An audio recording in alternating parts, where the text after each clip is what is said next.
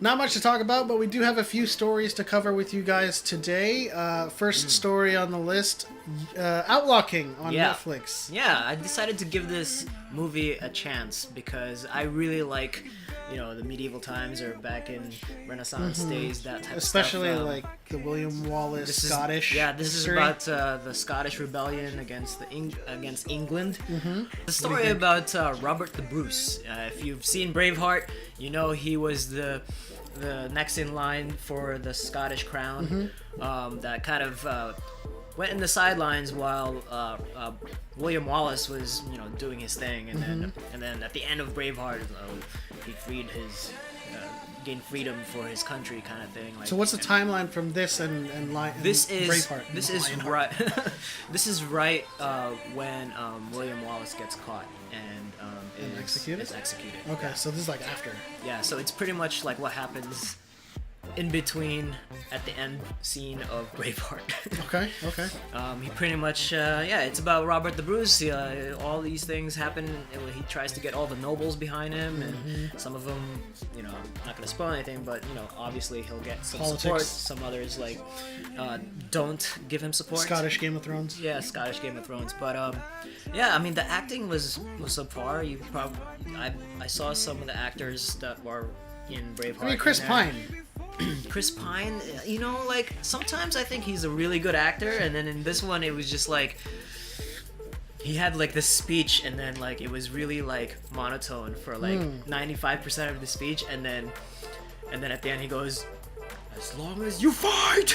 And it was it was so kind of parts. subpar, yeah. Some parts for him are kind of why. Quicksilver from Avengers is in this movie. Yeah. He's from Kick-Ass. Aaron Taylor Johnson. Yeah, Taylor Johnson. Quicksilver. He actually does a really good performance in this. I always thought he was a good actor. Yeah, I mean he goes crazy. He just goes crazy in this movie. If anything, it's worth watching his performance. All right, the next thing we want to talk about is Rick Grimes in The Walking Dead. Is it worth watching? Is it worth moving forward with The Walking Dead now that Rick Grimes is gone? Okay, so I'm kind of torn here because I want to see. There's supposedly spoiler alert if you haven't seen Walking Dead last week. There's supposed to be a time jump, right? And Judith is Judith she got is her hat, up, yeah. She got her gun, she got the sword, Michonne's sword. She's badass. And I want to see what happens on that front, but I'm also kind of 50% not there because, Rick was a huge part of how things were moving forward. Yeah. But at the same time, I do want to support the series and watch it, watch how it goes forward, because they did say in interviews that Andrew Lincoln was going to go on to play Rick in some of the Walking Dead movies. Yeah, he's gonna do movies. So I'm kind of I'm interested in that. I mean, there might be some connective tissue going on there with the show and the movies, so we might get some. Well, he does get taken away, and we don't know where he is now. I'm kind of wondering where he is. He's with the garbage lady.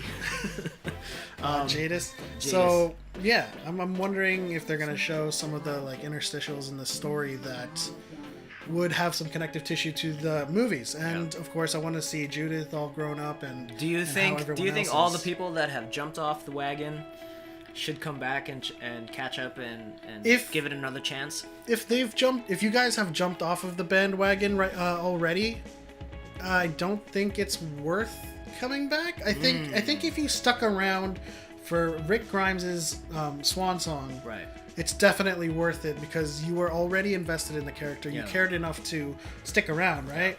And man, watching this episode, when Daryl shoots his final arrow, and then when the thing happens, when it all explosion happens, and Daryl is just distraught beyond belief, he cannot contain really good himself. Performance there.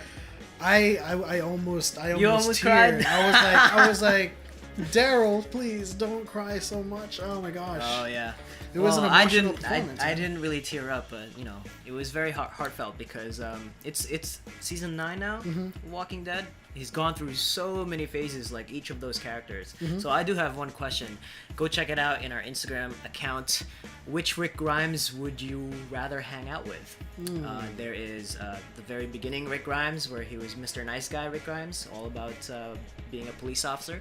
There was Badass Rick in seasons 3, 4, 5 maybe, where he'll kill anyone who crosses their path. It was after he killed Shane, so he turned into the like undisputed leader, fearless or fearful leader. Or Farmer Boy Rick, who is building a new beginning. Right. My answer to this, I don't really have a clear one, because all three of those characters are informed by the situation he's in at the time, right? Yeah. So you kind of like, which one would you hang out with? But if you chose one, you'd be in that situation, right? Oh, that's a good one. Yeah. So, which situation would you rather be in? I think I would rather be in Farmer Rick. I'd probably be in with Sheriff Rick. Sheriff Rick. Just at the very beginning. Yeah, unknown. just be. No, well, I mean, if you're gonna hang out with him, right, and start out with him, you're like. You're like his brother, you know, just like Daryl from the beginning. Yeah, where now, like he's Farmer Rick, like he probably won't trust you. You know.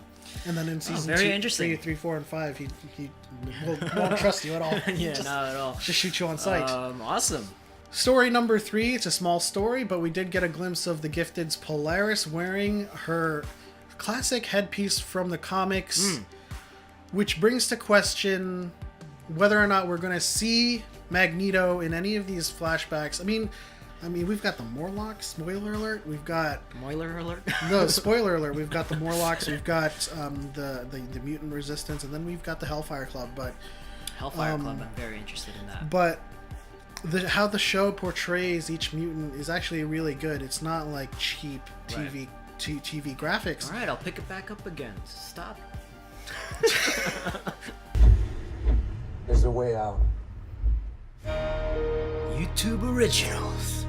Bringing back the What careers if you of could go somewhere Harry so Potter far from all this actors. you barely remember you're part of it? I think there's 2 of them in here, right? Theia is the only planet we've discovered Draco. thus far. Draco that can sustain human Malfoy. life.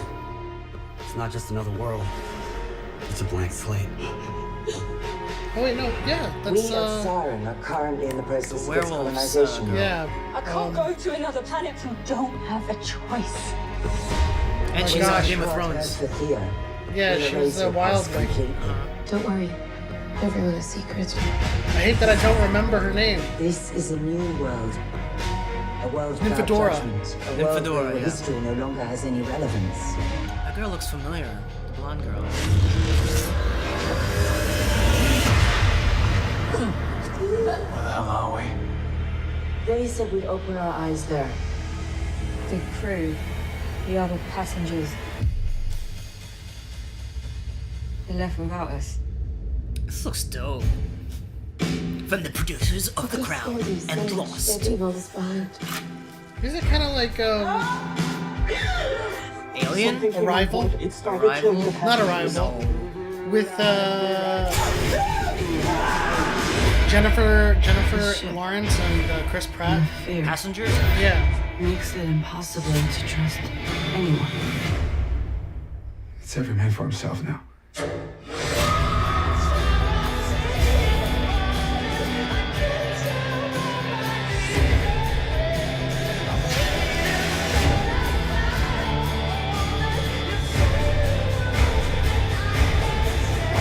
Who sings that song?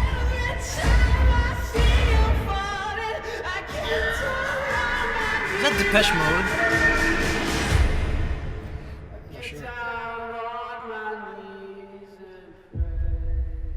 Looks dope.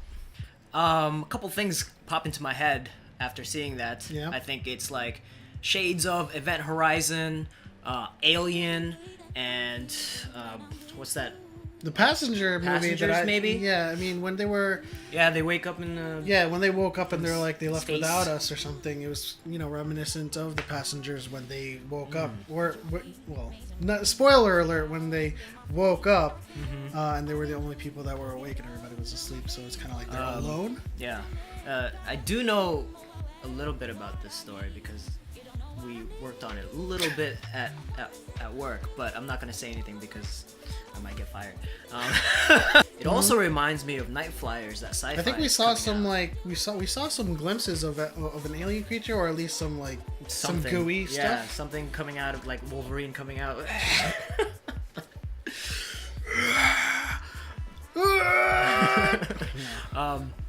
No, but yeah. it kind of reminds me of Night Flyers as well. Sci-fi's coming out with its own space drama. Yeah, I have never heard of that. George R. Martin is Oh, coming out that's with a the show one. on Okay, okay. Sci-Fi. But I think we should check both of them out. Yeah, we'll definitely check them out, and probably we'll cover some of the series, or maybe do a whole series review when it's out and when we're done with it. I think it looks good. Yep, Looks good. Looks good. Tom Felton, Draco Malfoy, Nymphadora. Nymphadora.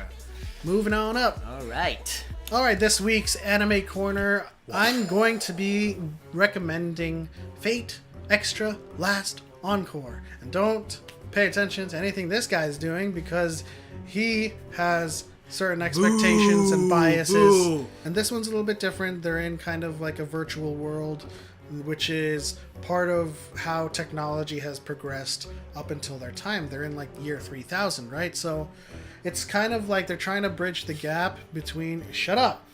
They're trying to bridge the gap between all of these AR MMO animes that are doing so well right now and what Fate is about.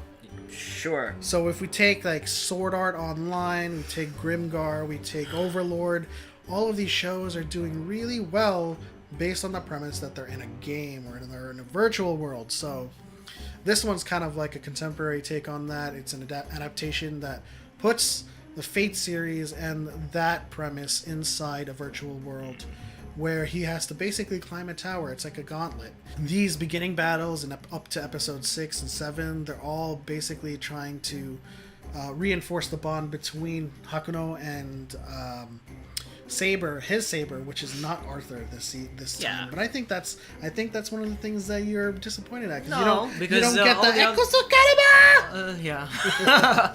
Fate Extra Last Encore. Check it out on Netflix. That's my recommendation. Bob? All right. Saget. All right, our final segment today is a hidden gem of mine, and it is called Sacred Lies. You can catch it on Facebook Watch. If you guys don't know, Facebook What? is creating original content, and so Wow. I mean, if you have Facebook, which I'm sure you do, you could just go and search for original content there, and they have a bunch of shows already in their library. Sacred Lies is one of them. I mean, it's we pretty just interesting. watched YouTube originals, right? Yeah. If YouTube can have originals, Why not Facebook? Yeah, and this one is a really, really cool series. It starts off a little bit slow, but it deals with a lot of fantasy. It deals with like glimpses of horror, and it deals with the cult. Is it the occult or cult? Occult. Occult. It deals with the occult. It deals with the occult, and it is about a cult, right? Yeah. Well, anyway, it's about the story is about this young girl who escapes the occult, and she seems to be hunted by her past, and she starts to realize all these mystical things about the religion that they were, following.